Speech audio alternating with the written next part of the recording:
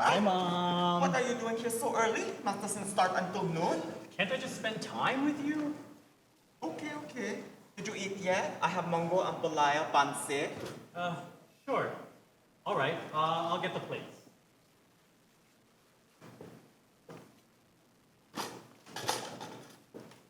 Hey, Mom, I'm going to be on TV Oh, TV, when? in about 10 minutes.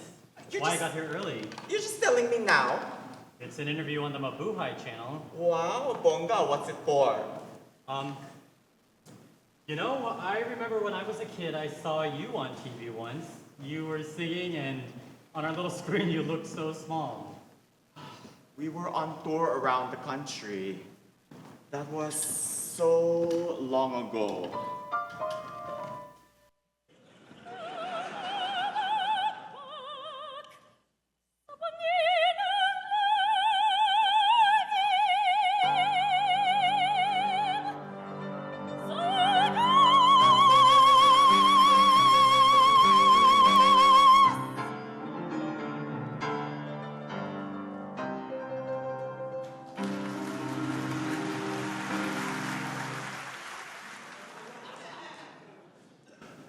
You must miss having that kind of attention.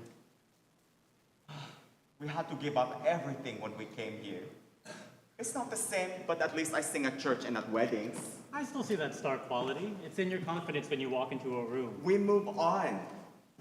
We're doing much better here than we would back home. Oh God, sometimes you forget that we're not back there anymore. You caused so much trouble at the store. What, those stupid people standing around? I mean, there was a line. You could be so blind to people sometimes. If you don't go for it, you get nothing. We're in America. They already look at us different because we're from another country. Do you care what they think? We have that back home too. Walang hiya. Having no shame is the worst. But isn't that everywhere? Worrying what other people think? When I was a little girl, I learned all my lessons from your lolo. Be focused, do your own work, and don't let the outside bother you. That's all it takes. That's it. It doesn't matter where you are. It's not that easy. It's only as hard as you want to make it. You make struggle sound like it's no big deal. Oh, that reminds me. Did you and Dario decide on the house? Jeez, Mom, I told you. Dario and I aren't sure that we can afford the mortgage. I found that house for you. It's close by. You don't even have to drive far if you need to give me a ride. And I even put down the collateral. You can't give this up. We're not rich like Junior. Oh, your brother. Where is he now? Cannot rely on him. He has his own life. I don't see him anymore. That wife is a bad influence. She's always keeping me away from Junior. Oh, why do you complain now? You were always gone when we were kids. Your papa and I were working so that you can be successful, buy a house, and have a good future. All I remember is that you were both always tired and it felt like we hardly ever saw you. You and Junior got everything you needed. That takes hard work and sacrifice. Junior got that from you. Too bad I'm not the same. I'm more like Papa. You are like Papa. Hardworking and dependable. I can always count on you, like him. I mean, I have no ambition. I just go where life takes me. You know, your Papa used to come to my house with his friends to visit me and my sisters. He used to bring me all these presents, cards, flowers, candy. I didn't want to eat him. And your Lolo, he didn't think that I was good enough. He was good enough for me. But that didn't stop him. Yeah, Papa would tell me about it. Finally, I said a prayer. Lord, if he comes to see me every day for 30 days, I'll be with him. So he came every single day. But on the 30th day, there was a typhoon. Rain, winds, flooding. I thought this is going to finally beat him and I'll be free. But there he was, outside in the rain, waiting for me. Sometimes ambition shows itself in different ways. He was so devoted to you, even when you argued and complained about him. Papa was strong for me too. He came here by himself, got a job, got an apartment, got everything ready for us before we came here. We were apart for 6 whole months. Did you miss him? Like I said, we had to sacrifice. Was the sacrifice worth it? Did Junior and I turn out the way you wanted? How can you say that? I can't really tell what you think. Do you need to be a mind reader? I can't help it. Yung mundo ko, pinaikot ko sa anong babaunin mo, anong susuot mo, anong oras ka uuwi, gutom ka ba, pagod ka ba. In TV and movies, the perfect families, they tell each other they're wonderful. They say I love you. They say I love you back. You think if it's not like that, then something must be wrong. I beg your pardon?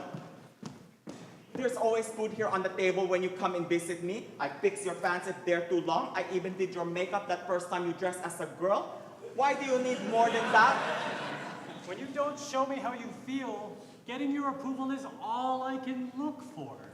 Why are you acting like this? I never told you to be a certain way. I'm not like those other mothers. It's not always about what you say or what you do. Sometimes it's about everything that you don't say. I can't tell if I make you happy or proud. How can you say that? I know that I can depend on you until I die. And you're sure that I'll still be around? Of course! That's why I work so hard all my life. For you, for Junior, for Papa, for us. No matter what. That won't change. I will continue to provide for you until I'm gone. Wait, hold on. The show is about to start. Okay. Oh, sandali. Let me put this food away. Mom, the interview is about me living with HIV.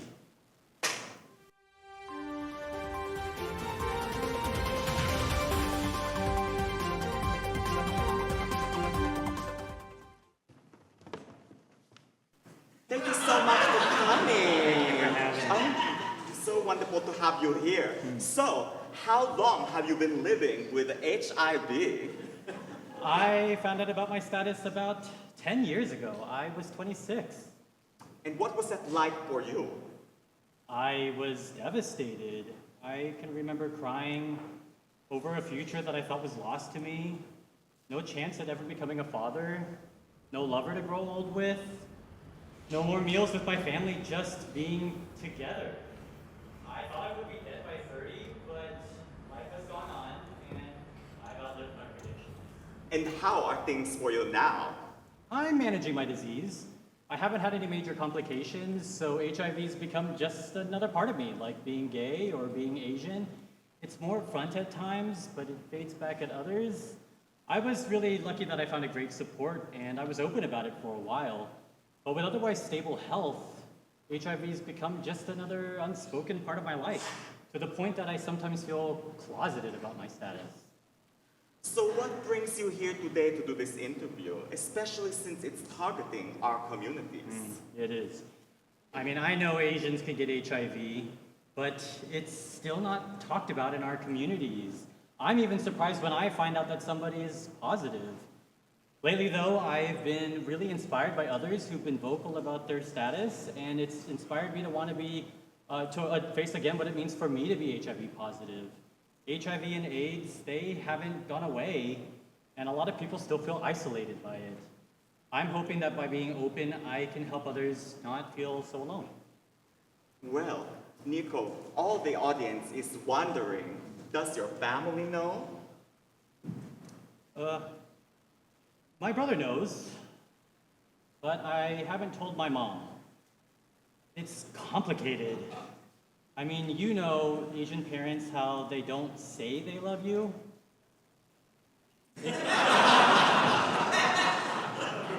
It creates this longing for validation, like having a magic glass that never manages to get full. Avoiding disappointment becomes so important. I don't want to let her down, but I want to be open about it. This interview is actually my way of coming out to her.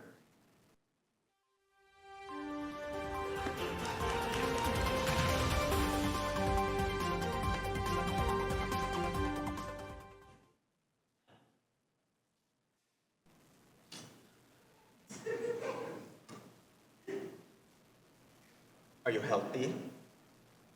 Yes, I'm healthy. And what about Dario? Yes, we're both healthy.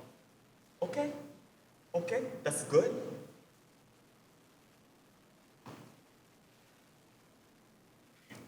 I just remembered I have some dessert from your Auntie Nelly. Do you want any leche flan? Yeah, please.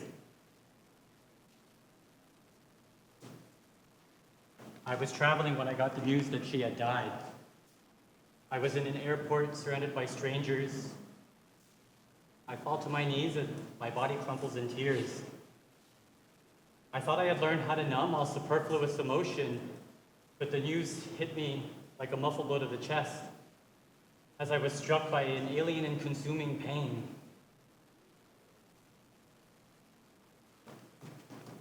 Years after her death, I still crave the lost time that we could have had, no matter how frustratingly difficult it might have been to read her.